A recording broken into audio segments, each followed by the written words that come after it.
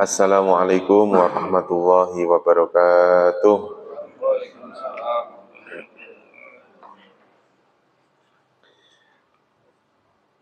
Mari kita mulai pertemuan kita di pagi hari ini dengan berdoa bersama-sama. Bismillahirrahmanirrahim. Radina billahi rabba wa bil islami dina wa bi Muhammadin nabiyya wa rasula. Rabbana zidna ilman nafi'a warzuqna fahman wasi'a. Allahumma rzuqna fahman nabiyyin wa hifdzal mursalin wa ilhamal malaikatil muqarrabin birahmatika ya arhamar rahimin.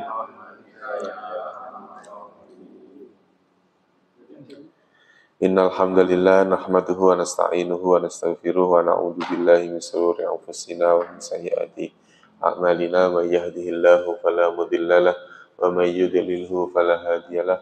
Allahumma shalli wa sallim wa barik ala sayyidina Muhammad wa ala alihi wa sahbihi ajmain, amma ba'd. Alhamdulillah, puji syukur pada Allah Subhanahu wa taala pada kesempatan pagi hari ini Allah mempertemukan kita kembali. Mudah-mudahan pertemuan ini mendapatkan keberkahan dari Allah, dan mudah-mudahan Allah berikan ilmu yang bermanfaat untuk kita semua, dan mudah-mudahan diberikan kemudahan dalam memahami ayat-ayat suci Al-Quran. Dan mudah-mudahan Allah berikan kekuatan lahir batin untuk istiqomah di jalan Allah, istiqomah dalam ketaatan kepada Allah Subhanahu wa taala. Kita sampai ayat keberapa, Pak?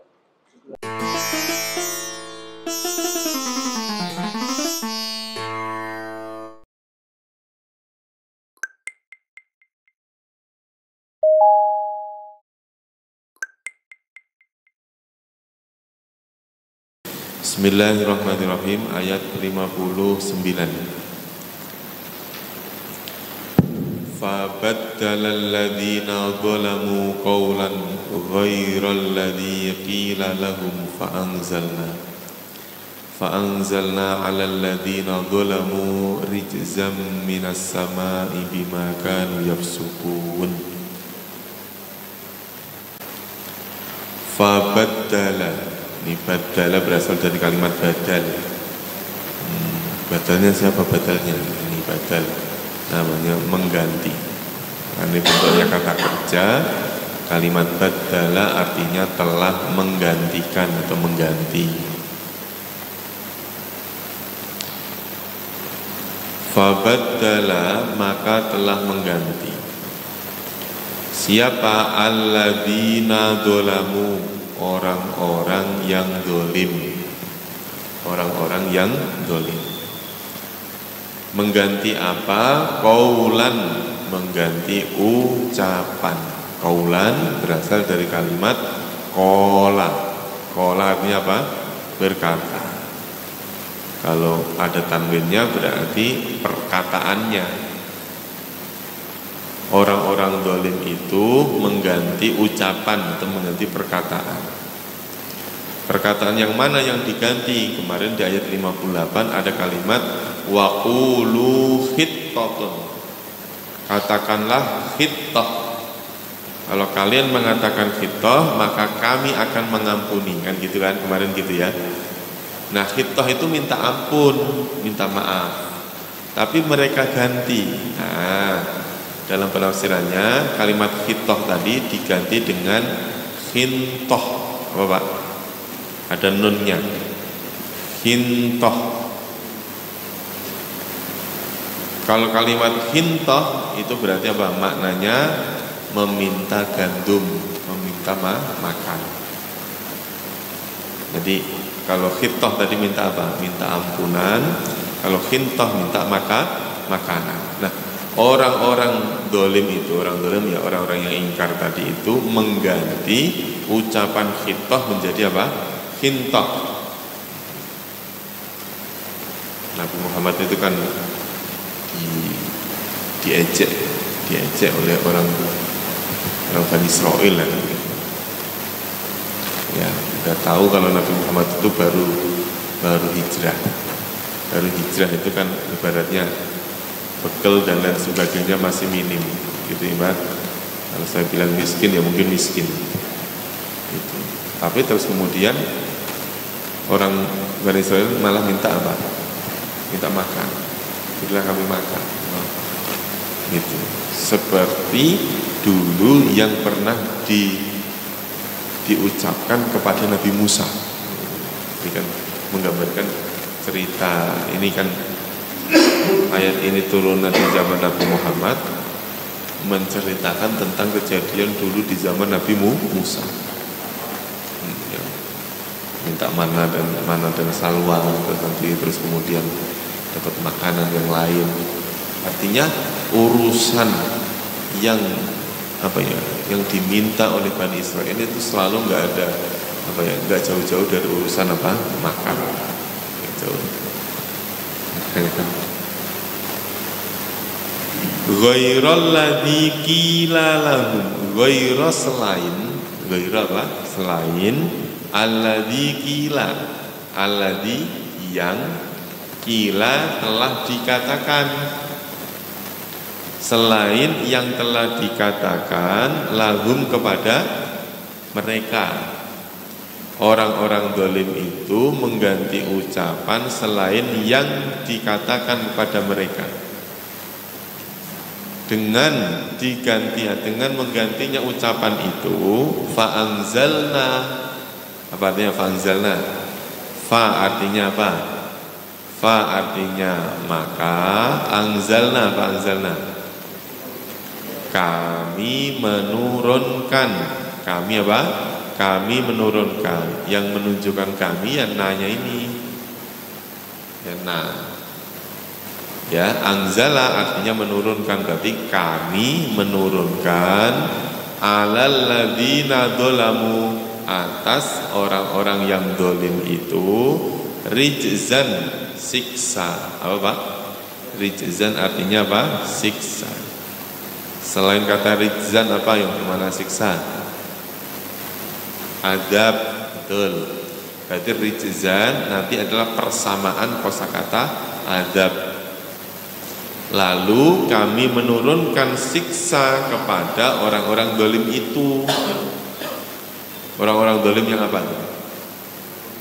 Orang-orang yang mengganti ucapan tadi, mengganti ucapan untuk mengejek tadi. Rijzan minas sama'i, dari langit. Minas sama'i, dari langit. Bima kanu yafsukun, bima kanu terhadap apa-apa, kanu yang mereka, yafsukuna mereka berbuat fasik. Artinya sebab mereka berbuat fasik, Allah atau kami menurunkan siksa dari langit. Ini kalau tadi disuruh mengucapkan apa? Mengucapkan khitoh, tapi kalau malah mengucapkan apa? Hintoh. Sehingga ucapan tadi seakan-akan ngejek. Udah tahu kalau dalam kondisi Nabi Muhammad dalam kondisi sulit kok malah dimintai makan. Saya ulangi lagi. Fabaddalal ladzina dzalamu qaulan. Urutannya begitu gini, Pak. Maka orang-orang zalim mengganti ucapan. Jadi maka orang-orang zalim mengganti ucapan. Ghairal ladzi qila lahum, yang ghairu apa tadi? Selain yang qila dikatakan kepada mereka. Maksudnya ucapan yang selain yang dikatakan kepada mereka, mereka ganti. Alal ladzina dzalamu, maka kami menurunkan atas orang-orang yang dolim itu rijzan apa? Siksa minas sama'i, dari langit, bima kanu yafsukun, sebab atau dengan apa-apa yang mereka berbuat fasik. Kalau dalam Terjemahan bebasnya ya, sebab mereka berbuat fasik. Fasik itu apa? Nah, fasik itu ya kesalahan, kedustaan gitu. Orang-orang zalim itu mengganti ucapan khitbah menjadi apa? Hinto. Nah, kalimat hinto ini adalah ucapan yang tidak pernah diajarkan atau dikatakan pada mereka. Artinya ya hintoh tadi apa? Minta apa? Minta makan. Orang disuruh minta ampun kok malah minta makan. Nah, akhirnya kesalahan itu yang menjadi sebab, atau kefasikan itu yang menjadi sebab kami Allah menurunkan siksa dari langit kepada orang-orang yang zalim itu. Wa'idis tasqa. Wa'idi itu aslinya wa'id dan ketika. Itu kan sama dengan ida ya Pak. Artinya apa? Dan ketika. Istasqa artinya meminta hujan, meminta air. Istasqa. Nah, kan ada sholat namanya sholat istisqa. Apa minta apa? Istisqa minta apa? Minta hujan apa minta air Pak? Minta hujan.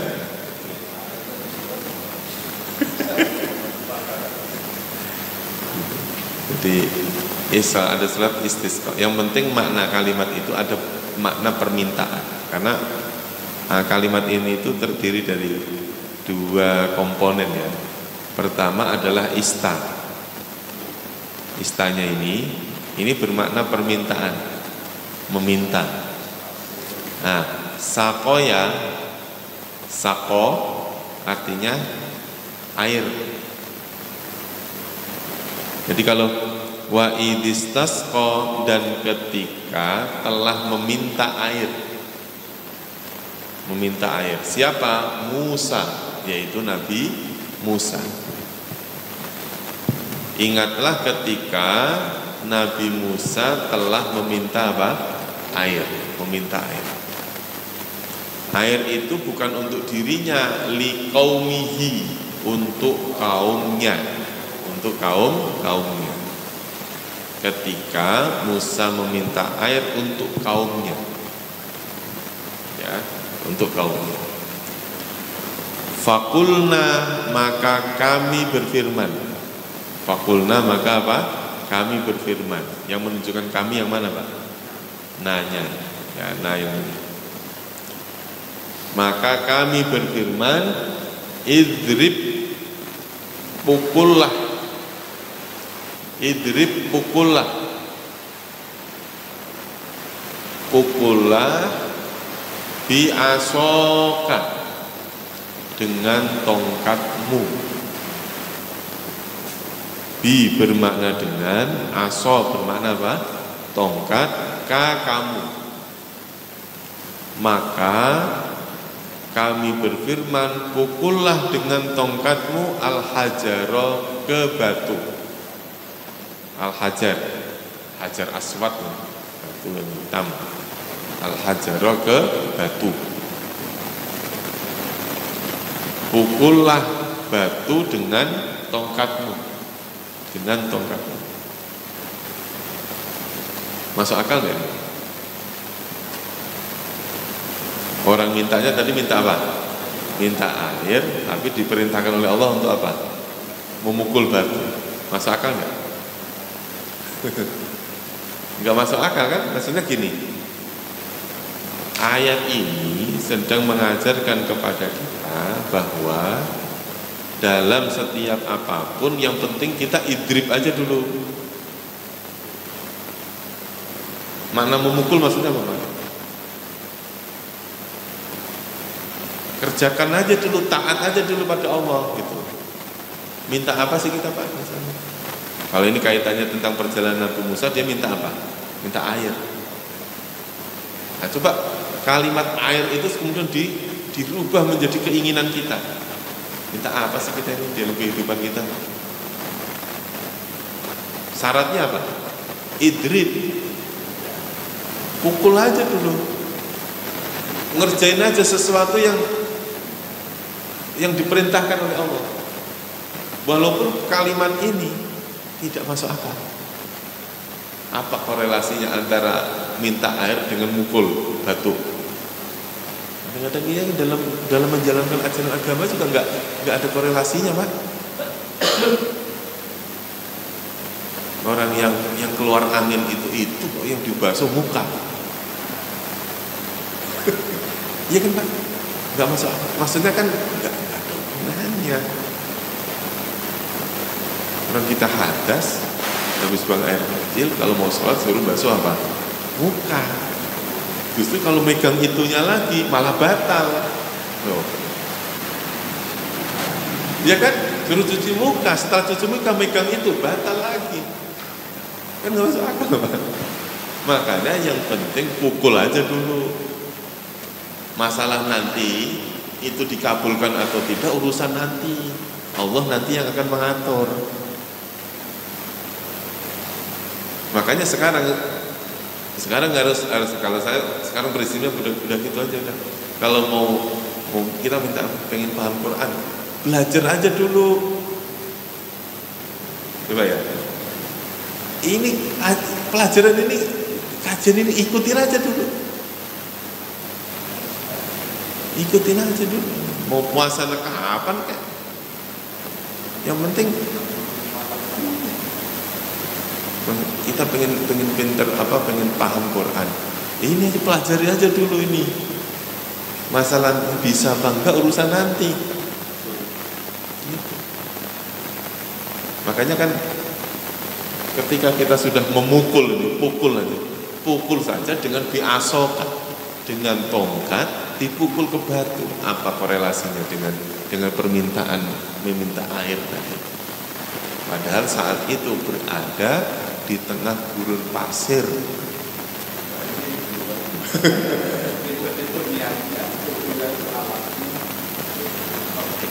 Iya kan? Objeknya. Yang mana dalam pemikiran orang Bani Israel saat itu tidak mungkin ada air yang keluar di tengah gurun pasir yang begitu panasnya. Enggak mungkin. Itu saja Nabi Musa main mukul aja, ya udah, namanya Nabi disuruh pukul ya pukul. Kayak misalnya pas dikejar-kejar Fir'aun, ketemu di depan ada lautan, suruh pukul aja. Toh nanti Allah yang akan apa, Pak? Allah yang akan menyelesaikan permasalahan itu. Makanya terus kemudian wa may yattaqillaha yaj'al lahu makhraja. Takwa aja dulu kita, taat aja dulu sama Allah. Nanti Allah yang akan membuat makhrajanya, solusi dari segala urusan kita. Ya, kadang-kadang kita pengen makan nih nasi atau makan lah, pokoknya pengen makan.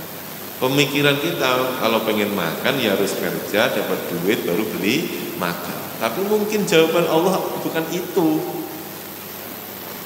Dengan cara apa? Mungkin dikasih orang, mungkin kita ngantri Jumat berkah, apa yang penting makan.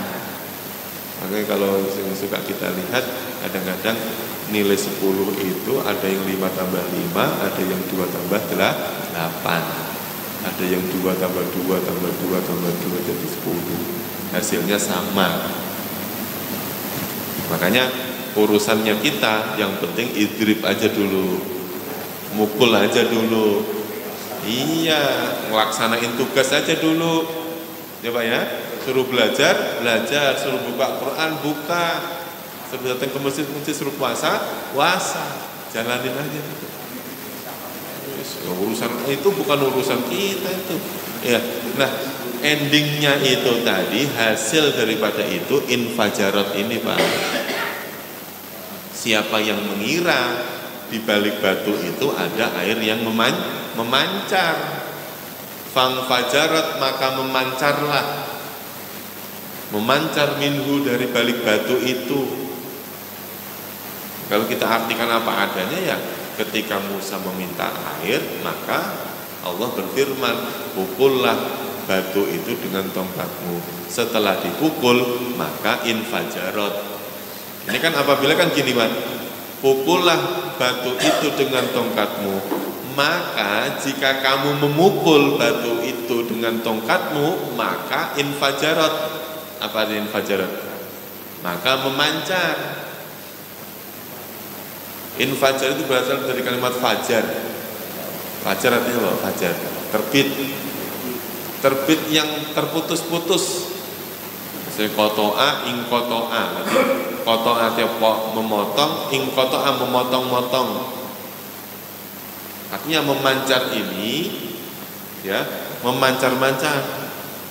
Minhu dari batu itu isnata asyrota ainan. Ada 12 ainan mata air. Ain, mata. Memancarlah 12 mata air. Kenapa 12 Pak? Isnata artinya 2, asyrota artinya 10. Berarti isnata asyrota 2 dan 10. Berarti berapa Pak? 12. Kenapa 12?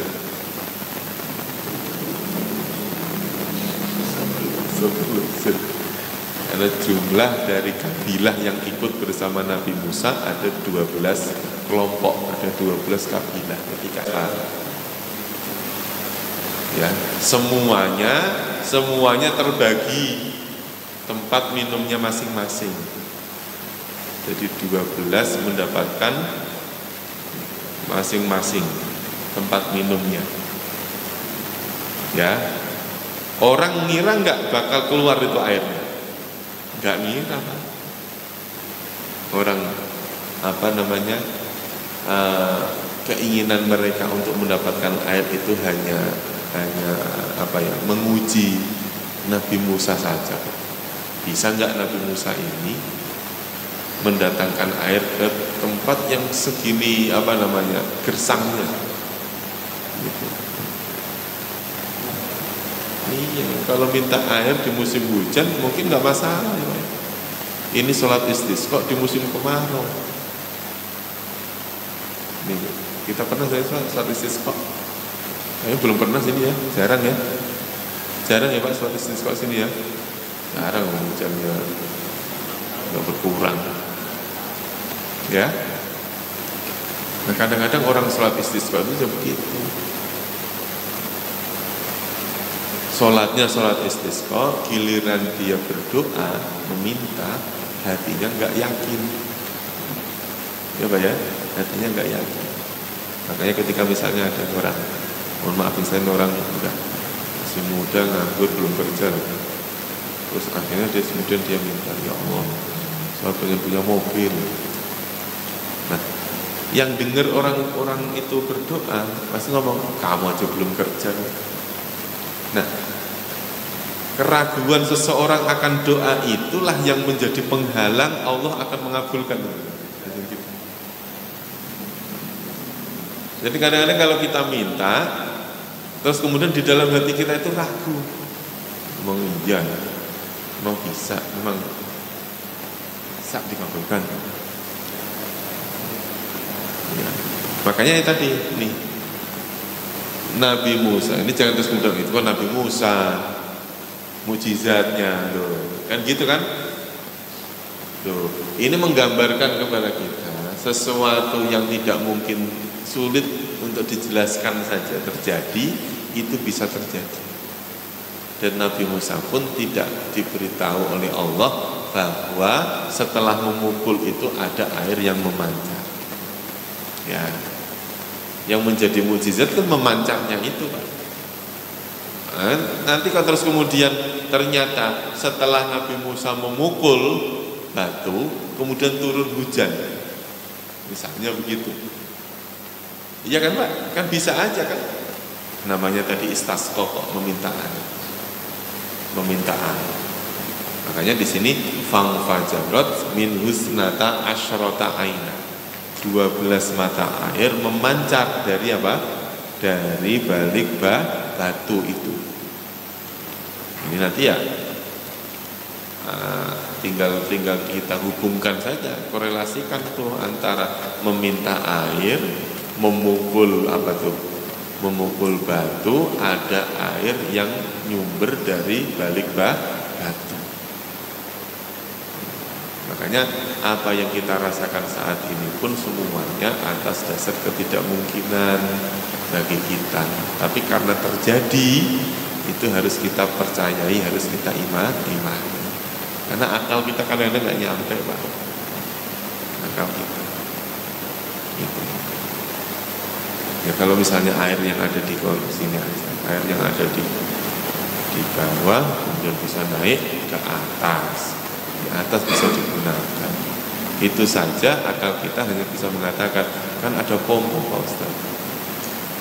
Ya kan ada pompa, kan ada listriknya yang bisa menaikkan air itu dari bawah ke atas. Itu semua kalau atas dasar tidak berdasarkan izin dari Allah pun tidak akan terjadi. Gitu. Makanya lanjutannya qad alima kullu unasim masyrabahum. Qad alima, sungguh telah mengetahui, kullu unasin, setiap manusia. Setiap manusia itu yang dimaksud apa? Setiap jiwa, setiap kelompok yang saat itu akan mengetahui masyrabahum, tempat minum mereka. Ya, sungguh mengetahui siapa? Kullu unasin, setiap manusia, setiap kelompok mengetahui apa? Masyrabahum, tempat minum mereka. Coba. Jadi setelah memancar air, akhirnya orang tahu ini bagianku, ini bagianku, ini bagian. Itu. Makanya kita juga begitu. Ya, kalau kita usaha apapun, pukul aja dulu, kerja aja dulu. Saatnya ada adzan, sholat aja dulu. Gitu. Jadi yang penting dalam hal ini adalah kalimat idrib. Adapun bi'asokal hajar itu kan objeknya. Yang penting kerjakan aja dulu apa yang diperintahkan oleh Allah. Gitu. Kadang-kadang apa yang kita lakukan gak masuk akal. Gitu. Kadang-kadang. Makanya kalau sudah terjadi memancar itu, barulah orang itu tahu tempat minum mereka. Berarti kalau sudah kejadian, barulah kita tahu, oh ini rezeki saya, oh ini bagian saya. Itu bahasanya paribasannya. Jadi semua nih cerita tentang kejadian ini pun bisa kita maknai atau bisa kita telaah untuk kehidupan kita. Kan gitu ya Pak. Harus bisa ditelaah.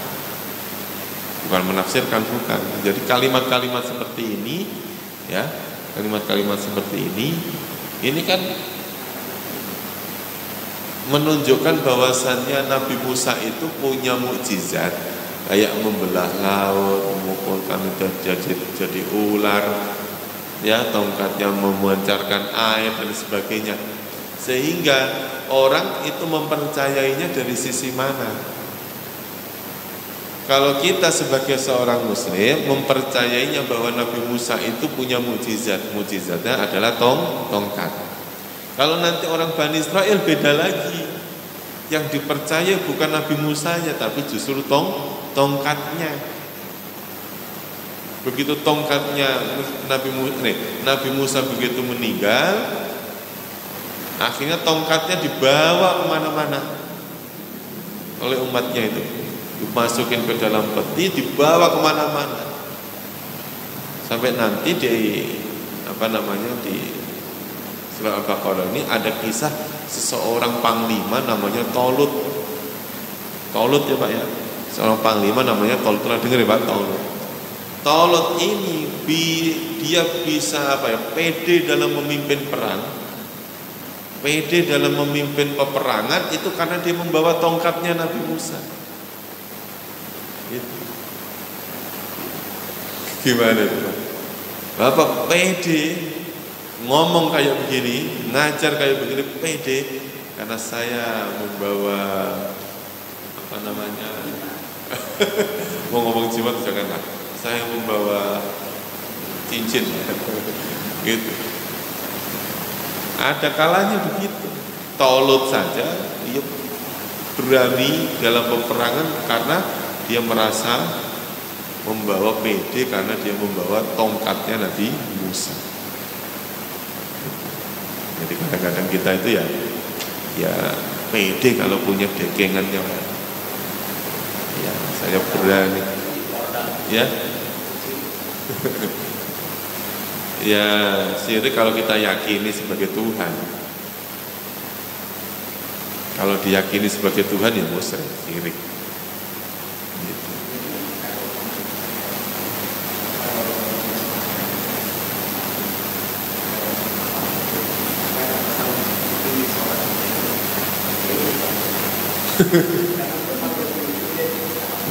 Pak Haji. Enggak lah. Gak usah gitu aja sih. Iya. Kadang-kadang kita, makanya gini Pak, dalam hal kita menuju Allah itu memang dibutuhkan wasilah. Itu namanya wasilah. Wasilah Pak.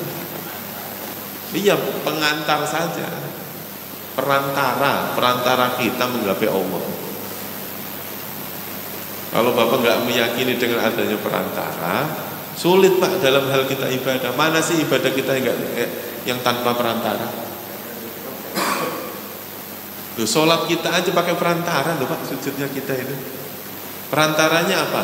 Karpet yang bersih, ruangan yang nyaman. Itu perantara namanya, wasilah namanya. Bapak bisa sholat sekhusyuk itu karena tempatnya nyaman. Nah, nyamannya ini namanya perantara. Gitu. Nah, jadi ini. Orang akhirnya tahu mana bagian-bagiannya karena sudah memancar tadi itu. Makanya terus kemudian ada orang yang belajarnya sama, nanti dalam hal pembagian tugasnya beda-beda. Jurusan misalnya dalam kita misalnya nih satu jurusan, semuanya jurusan akuntansi misalnya. Ketika dalam bekerja, apakah semuanya akan bertugas atau kerja dalam urusan itu Pak? Belum tentu. Karena nanti qad alima kullu unasin masrabahu. Tempat minum akan masing-masing. Masing-masing dari satu permintaan tadi itu, satu perbuatan ini. Makanya ketika kita dalam hal memukul, anggap aja kita duduknya kita ini memukul, taat. Nanti dalam pembagian infajaratnya nanti, memancarnya tadi, ada yang dapat setetes, ada yang dapat satu ember, macam-macam tuh Pak. Gitu. Ya. Yang penting kita alim dulu nih, qad alima kullu unasin masyrabahu. Kalau sudah tahu tempat minumnya, tahu tempat bagiannya, gunakan kulu washrobu mir rizqillah. Apa artinya? Makanlah, washrobu dan minumlah mir rizqillahi dari rizki Allah. Artinya rizki yang Allah berikan kepada kita, makan serta minumlah. Makan dan minumlah tidak harus berupa kita makan itu, enggak. Gunakan, kan gitu ya Pak. Gunakan rizki yang Allah berikan kepada kita, gunakan dengan sebaik-baiknya. Wala ta'sau, dan janganlah kalian berada iya. Kalau baru datang ketua kelas mah nggak bakalan dihukum. Pasang.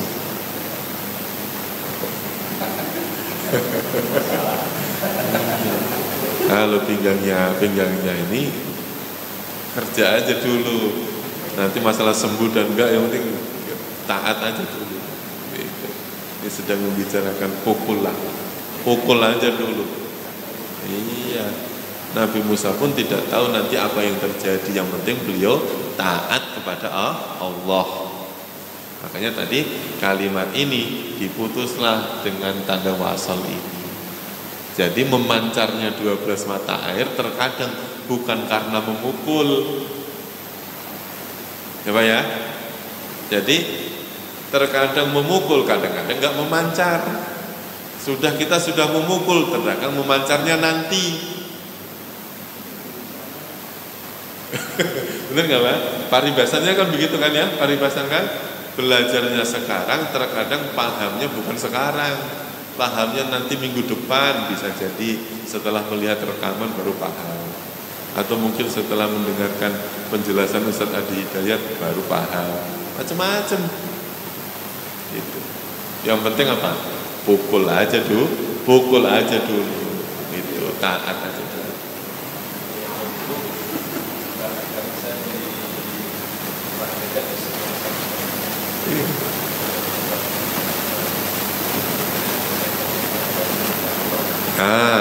Makanya yang penting mukulnya dalam koridor perintah Allah. Berarti apa? Apa yang kita kerjakan harus dalam koridor perintah Allah, walaupun tidak masuk akal, biasokal hajar. Iya. Sekarang makanya gini Pak, kenapa kadang-kadang kita ini mengkorelasikan antara ibadah dengan rezeki kita, padahal kan nggak ada hubungannya. Maksudnya gini, jangan sampai kita mengatakan rezeki saja yang sekarang berlimpah sekarang ini karena saya sholat duha. Jangan, nggak ada hubungannya. Sholat duha ya sholat, taat kita kepada Allah. Bener kan Pak? Iya, maksud saya begitu.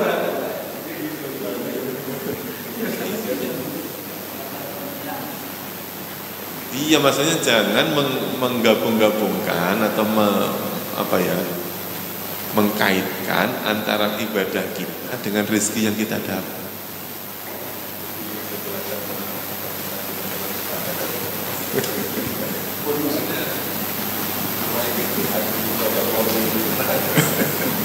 Kalau Bapak perhatikan lagi, rezeki yang banyak itu berkah apa justru malah musibah? Nah ini kan kembali lagi kan Pak ya, pernah kemarin di surat apa ternyata itu tahun kemarin saya jelaskan itu apa kemarin itu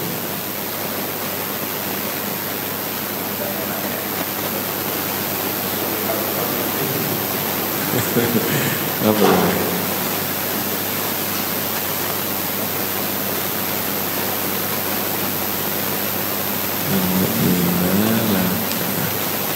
Kemarin gini, di saat Allah memberikan musibah, menurut kita musibah, tapi justru itu peringatan dari Allah yang mengingatkan kita kepada Allah. Tapi di giliran kita diberikan kenikmatan yang menurut kita itu nikmat, justru malah lalai dari Allah. Ya, gampangnya gini nih. Kita minta kepada Allah, ya Allah berikanlah saya kesehatan. Contoh nih kesehatan. Menurut kita kesehatan itu baik apa enggak? Baik kan? Menurut kita baik. Menurut kita baik.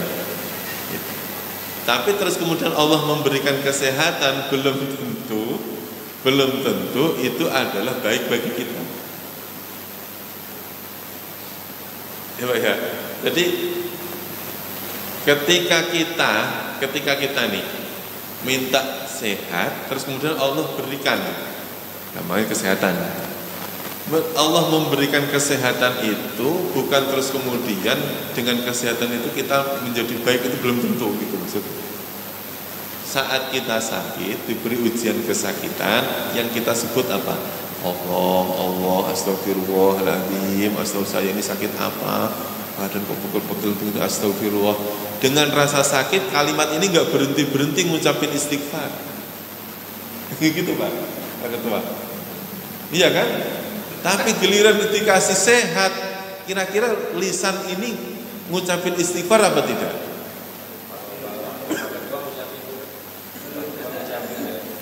Iya, pas giliran kita diberi kesehatan sesuai yang kita minta sehat yang tadi itu, kira-kira lisan kita banyak zikirnya apa malah banyak ngomongin orang?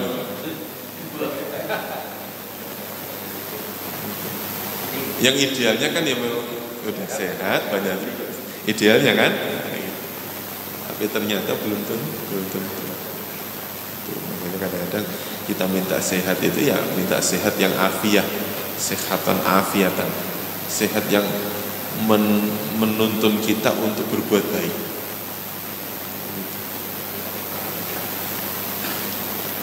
Surat apa kemarin saya jelasin itu? Lupa.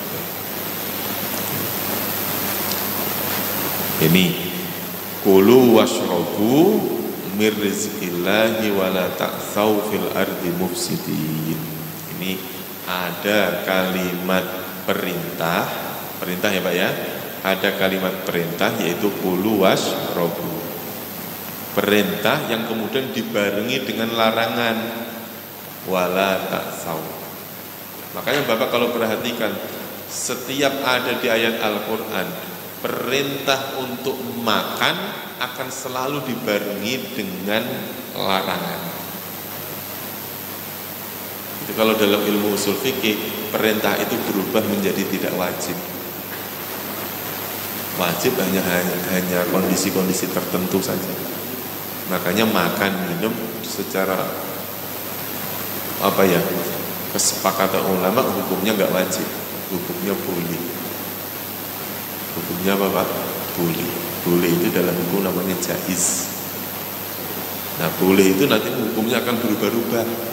Bisa menjadi wajib dengan kondisi tertentu, bisa menjadi haram dalam kondisi tertentu. Karena hukum boleh itu kan nggak ada. Hukum boleh itu ya jadi kondisional.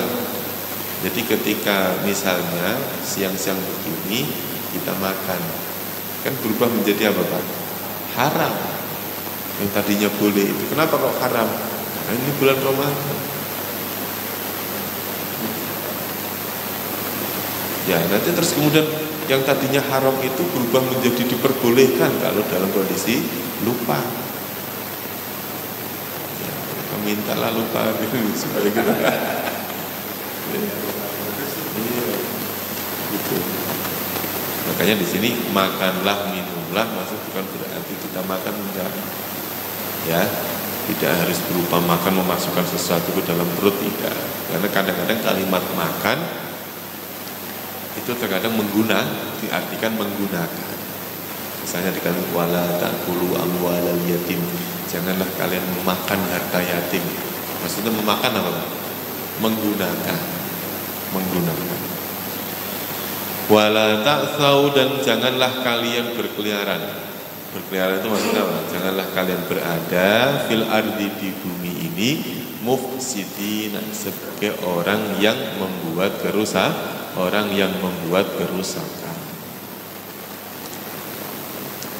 Wa idistasqa, dan ketika telah meminta air. Siapa? Musa, yaitu Nabi Musa. Urutannya penerjemahan Musa didahulukan. Dan ketika Musa telah meminta air liqaumihi, untuk kaum.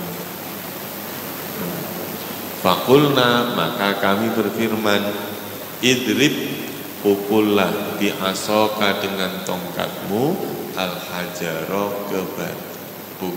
Pukullah batu dengan tongkat. Tapi di sini kalimat dengan tongkatmu didahulukan.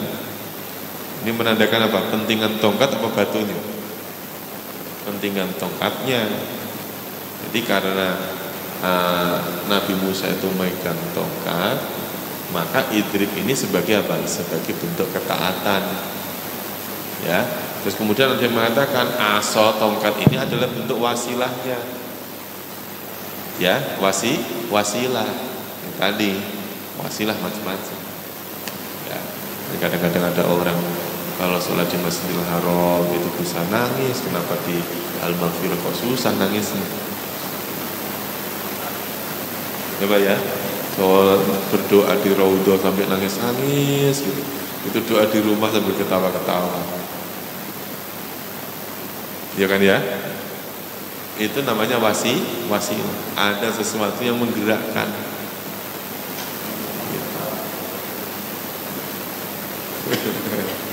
Gitu. Ya. Maka setelah memukul tadi itu taat kepada Allah tadi itu fanfajara. Lalu Allah memancarkan minhu darinya, memancarkan apa? Isnata asyrota aina, 12 mata air. Maka memancarlah 12 mata air dari batu ini. Dari batu ini. Qad alima, sungguh telah mengetahui, kullu unasin, setiap kabilah atau setiap kelompok mengetahui apa? Masyrabahum, tempat minum mereka. Sungguh setiap kelompok telah mengetahui tempat minum mereka. Artinya 12 tadi 12 kelompok. Itu 12 kabilah. Kulu, makanlah kalian, washrobu, dan minumlah kalian, mir rizkillahi, dari rizki Allah, wala ta'saw, dan janganlah kalian berkeliaran fil ardi, di bumi, mufsidina, sebagai orang-orang yang membuat kerusakan.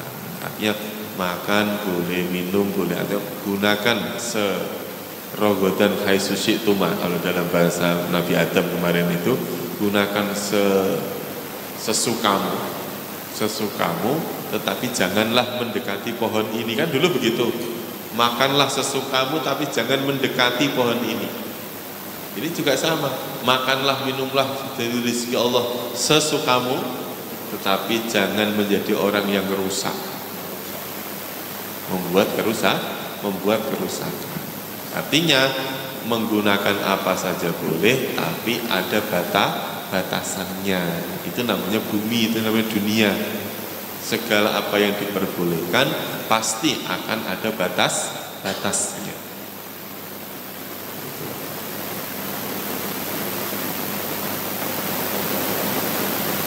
Mana berkeliaran ini ya yang dimaksud apa? Ya berada. Maksudnya janganlah kalian berada di bumi ini sebagai orang yang membuat kerusakan. Apa itu?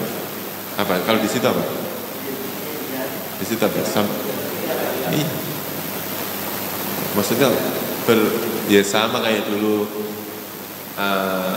Alladzi ja'ala lakumul arda firasyan was samaa'a binaan. Bumi itu sebagai hamparan. Apa hamparan?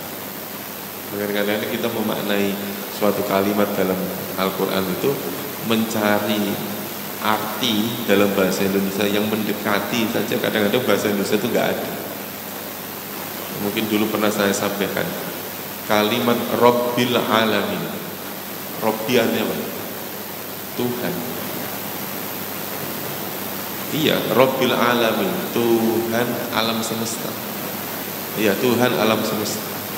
Padahal kalimat Robbi itu kan berasal dari kalimat Robbayu Robbi, artinya mendidik. Kalau Robbi berarti pendidik. Nah, ketika dimaknai pendidik tidak mewakili kalimat itu.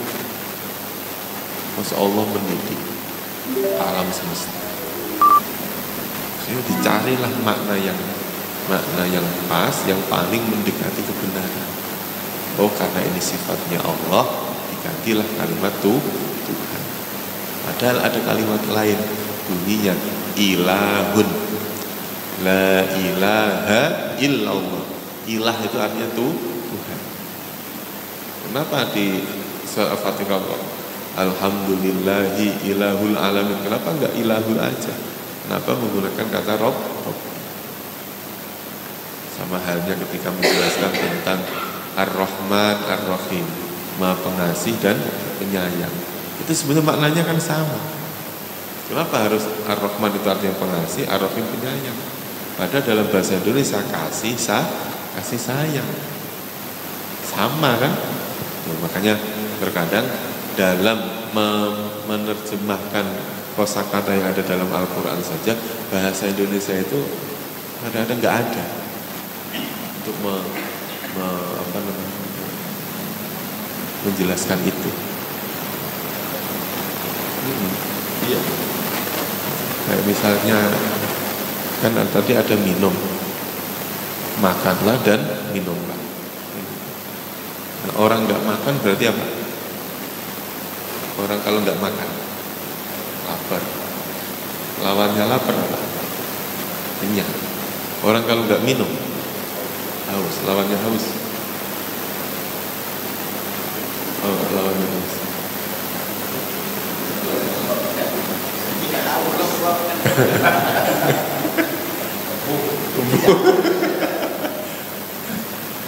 Iya. Lawan nggak haus. Lawan haus, ya nggak haus.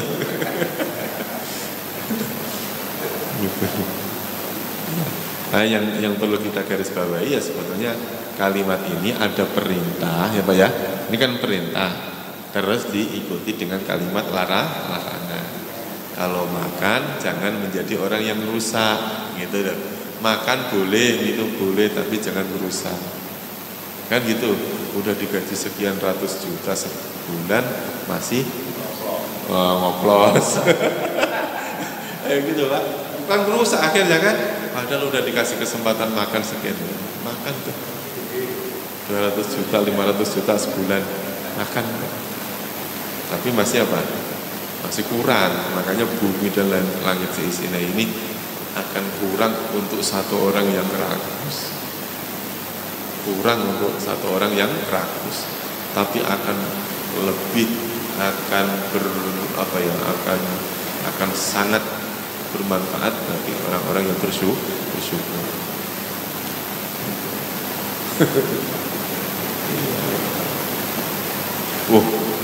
Nggak bisa kita sepelekan.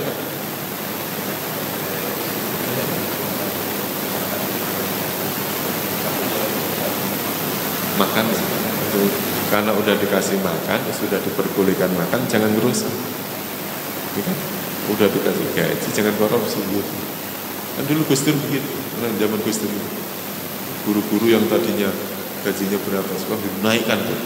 Wah, tahun berapa dulu kan pas Gus Dur jadi presiden 2000-an ya, 99-2000, guru-guru PNS, guru-guru SD yang tadinya gajinya sekian, wah sekarang ada 7 juta, 8 juta gajinya. Isi makan bukan. Iya. Makanya kalimat makan dan minum tidak hanya sekedar bermakna makan, kita kayak makan nasi itu. Karena memang terkadang di ayat yang lain pun ada kalimat janganlah makan harta anak yatim, coba itu. Wala ta'kulu amwalal yatim. Janganlah kalian memakan harta anak yatim. Makan itu maksudnya apa? Ambil haknya kan Pak. Kalau hanya sekedar makan bareng-bareng dengan anak yatim menggunakan hartanya anak itu kan masih boleh. Yang nggak boleh itu mengambil haknya. Makanya orang kalau misalnya kan dalam hukum itu kan kalau misalnya kita mengasuh anak yatim punya uang 10.000, dibeli makan satu bungkus, dimakan berdua dengan yang asuh, itu boleh, masih boleh dalam hukumnya. Yang nggak boleh kan dimakan sendiri, anak yatim nggak makan, nah, itu yang nggak boleh kan. Misalnya ada yayasan yatim tuh Pak, itu yang pengelolanya bisa makan gara-gara siapa?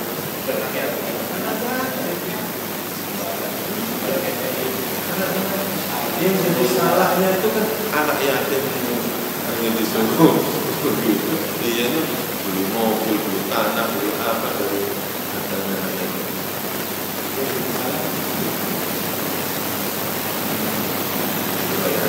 Kalau hanya sekedar tadi, di anak yatim dapat sumbangan di tanah 100.000, juga beli makan, juga orang.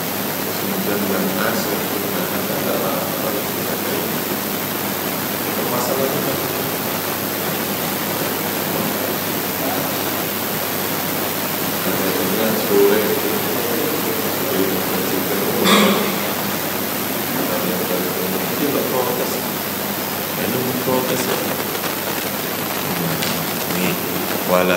ta'tsaw fil ardi mufsidin. Yang penting penggaris bawahnya adalah jangan menjadi orang yang merusak.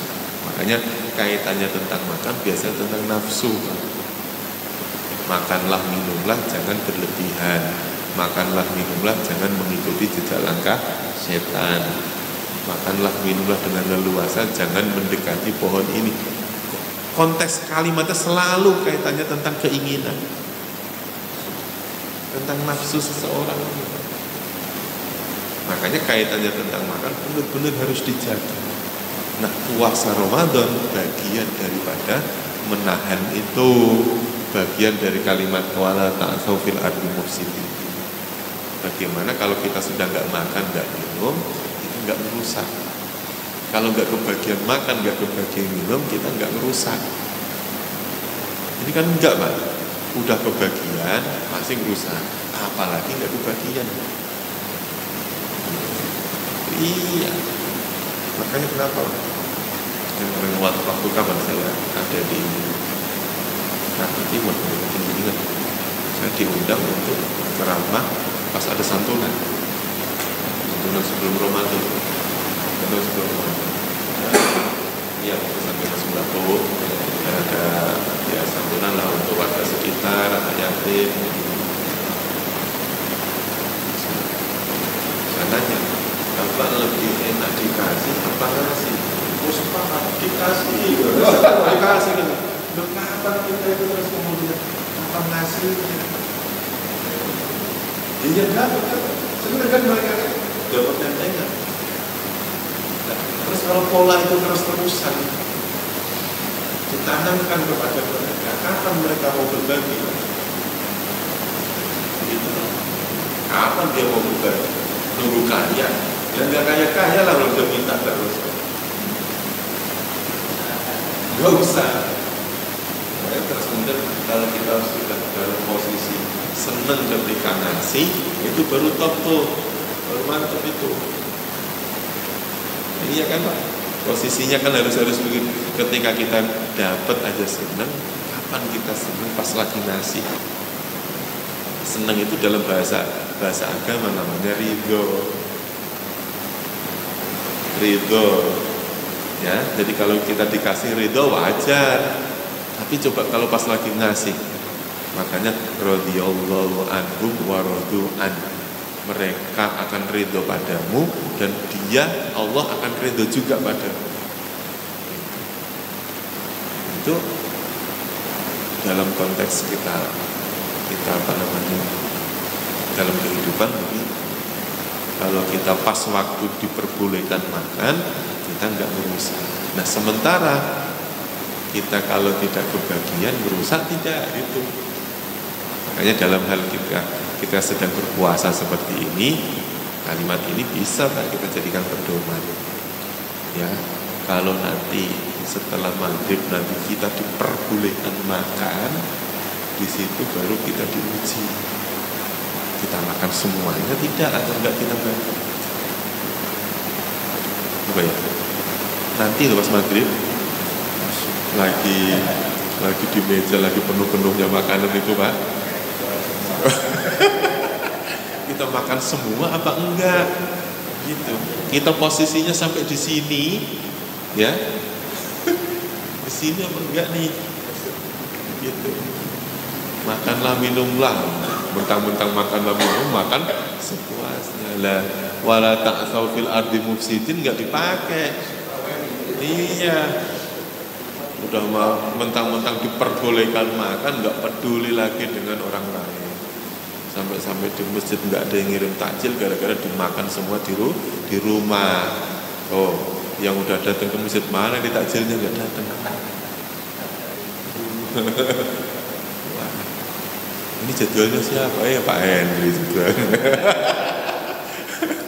Iya kan gitu. Makan semua di rumah. Akhirnya ngerusak kan Pak ya, merusak tatanan kan, merusak tatanan, akhirnya orang jadi suudon, ngomongin gibah dan lain sebagainya.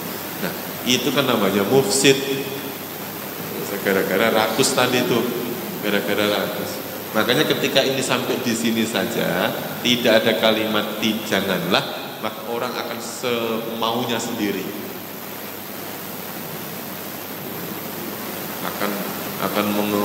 Pokoknya semaunya sendiri. Makanya kalau kita perhatikan yang ada dalam Al-Quran, setiap ada perintah makan pasti ada larangannya, ada batasannya.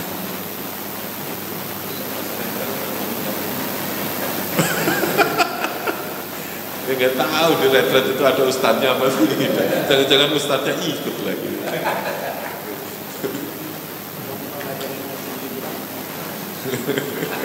Ya jangan nyebut nama kan berarti ghibah kita kan. Itu. Wala ta'tsaw fil ardi mufsidin itu kalimatnya la tufsidu fil ardi. Janganlah kalian membuat kerusakan di bumi. Kerusakan yang paling banyak kerusakan akhlak. Jam berapa? Di jam 9. Cukup ya sampai ayat 60 yang pada intinya yang bisa kita ambil pelajaran adalah pukullah dulu, sebenarnya mukul dulu, kerjakan aja dulu apa yang diperintahkan oleh Allah, selama dalam koridor perintah Allah jalani dulu.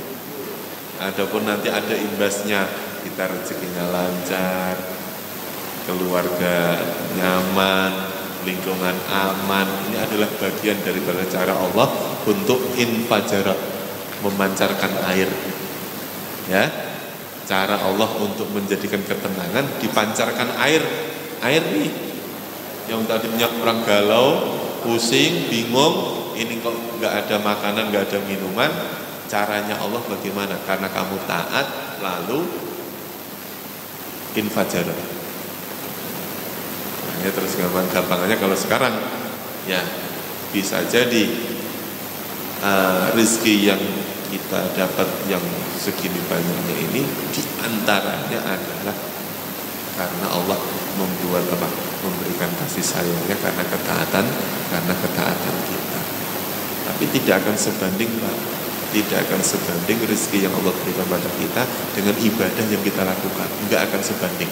Maka jangan dibanding-bandingkan. Yaitu tadi segala pemberian. Makanya sempat ada kerjaan kok ngajar, bisa kaya, nggak ada urusannya Pak, nggak ada urusannya, bener nggak ada.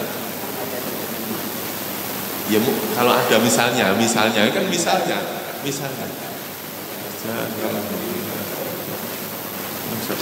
nggak ada hubungannya. Ngajar itu mengamalkan ilmu.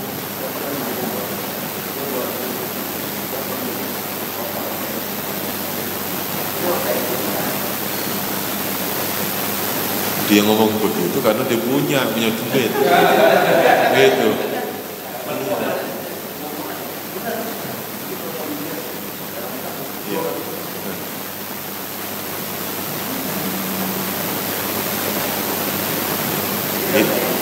Itu sama halnya ketika Rasulullah berdoa, Allahumma ja'alna miskina, ya Allah jadikanlah kami orang miskin.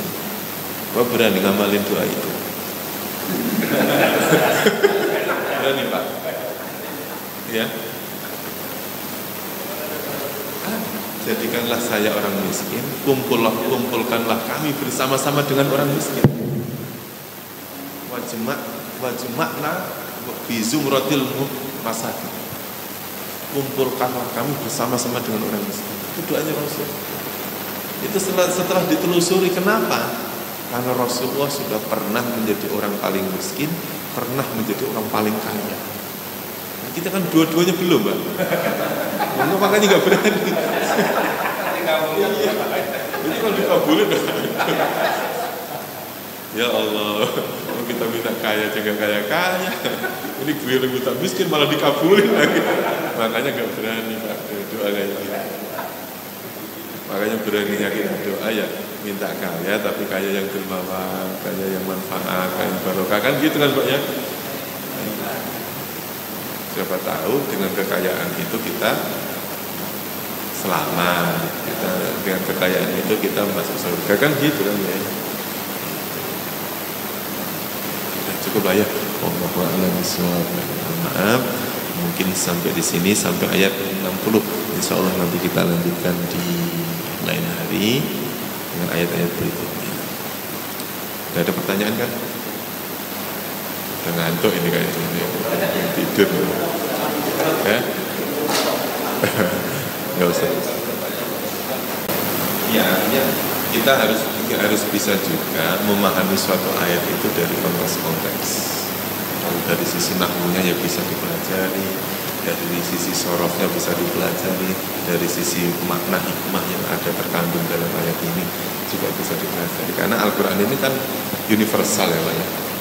Dari semua urusan, semua kalangan bisa memakai ayat ini dengan konteksnya masing-masing. Itu. Yang penting tidak kita gunakan untuk kepentingan sendiri, gitu ya. Tidak kita jadikan dalil untuk menyelamatkan kita sendiri, tidak. Membenarkan diri sendiri, tidak. Itu. Ya, itu nanti masuk dalam kategori menjual ayat-ayat Allah.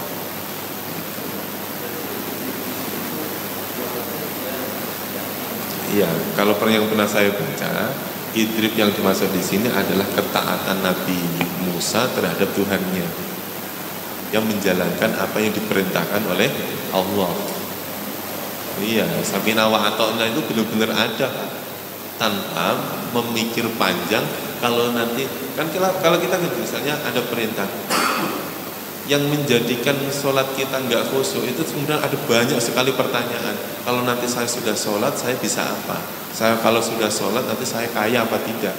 Saya kalau sudah sholat, nanti saya kehidupan saya bagaimana? Padahal seharusnya kan kita kalau suruh sholat, ya udah sholat aja dulu. Kerjakan aja dulu perintahnya Allah ini. Ya ittaqullah aja dulu gitu kan. Kalau ittaqullah aja dulu. Bertakwalah dulu kamu kepada Allah. Iya, kalau urusan ibadah kan taat aja. Saat kita goreng.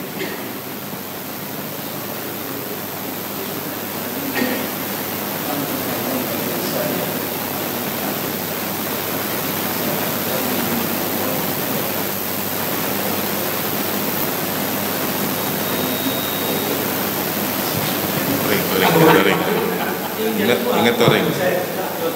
Ya. Nah.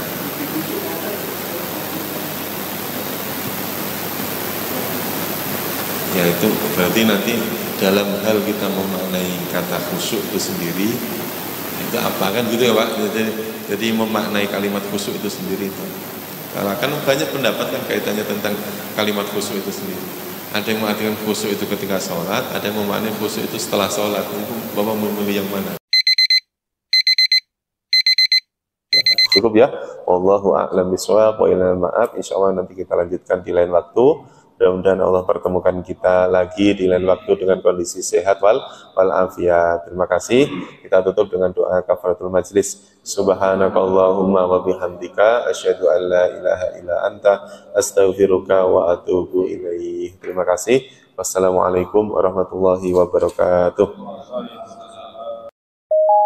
Bismillahirrahmanirrahim. Dengan nama Allah yang Maha Pengasih, Maha Penyayang. فَبَدَّلَ الَّذِينَ ظَلَمُوا قَوْلًا غَيْرَ الَّذِي قِيلَ لَهُمْ فَأَنزَلْنَا عَلَى الَّذِينَ ظَلَمُوا رِجْزًا مِّنَ السَّمَاءِ بِمَا كَانُوا يَفْسُقُونَ. Lalu orang-orang yang zalim mengganti perintah dengan perintah lain yang tidak diperintahkan kepada mereka.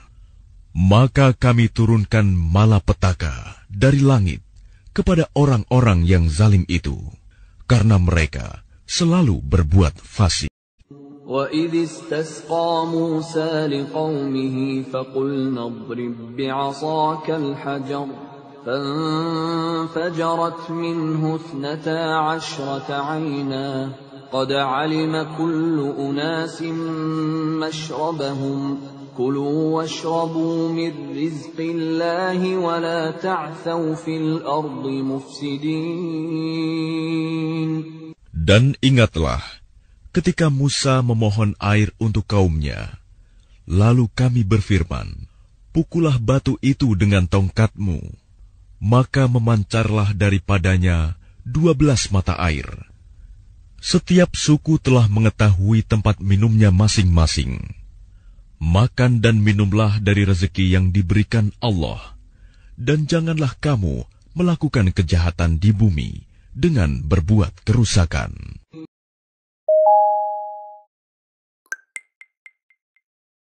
وَإِذْ قُلْتُمْ يَا مُوسَى لَن نَّصْبِرَ عَلَىٰ طَعَامٍ وَاحِدٍ فادع لنا ربك يخرج لنا مما تنبت الأرض من بقلها وقثائها وفومها وعدسها وبصلها قال أتستبدلون الذي هو أدنى بالذي هو خير اهبطوا مصرا فإن لكم ما سألتم وضربت عليهم الذلة والمسكنة وباءوا بغضب من الله ذلك بأنهم كانوا يكفرون بآيات الله ويقتلون النبيين بغير الحق ذلك بما عصوا وكانوا يعتدون. Dan ingatlah, ketika kamu berkata, wahai Musa, kami tidak tahan hanya makan dengan satu macam makanan saja. Maka mohonkanlah kepada Tuhanmu untuk kami, agar Dia memberi kami apa yang ditumbuhkan bumi, seperti sayur-mayur, mentimun, bawang putih, kacang adas, dan bawang merah. Dia Musa menjawab, apakah kamu meminta sesuatu yang buruk sebagai ganti dari sesuatu yang baik? Pergilah ke suatu kota. Pasti kamu akan memperoleh apa yang kamu minta. Kemudian mereka ditimpa kenistaan dan kemiskinan, dan mereka kembali mendapat kemurkaan dari Allah. Hal itu terjadi karena mereka mengingkari ayat-ayat Allah dan membunuh para nabi tanpa hak alasan yang benar. Yang demikian itu karena mereka durhaka dan melampaui batas.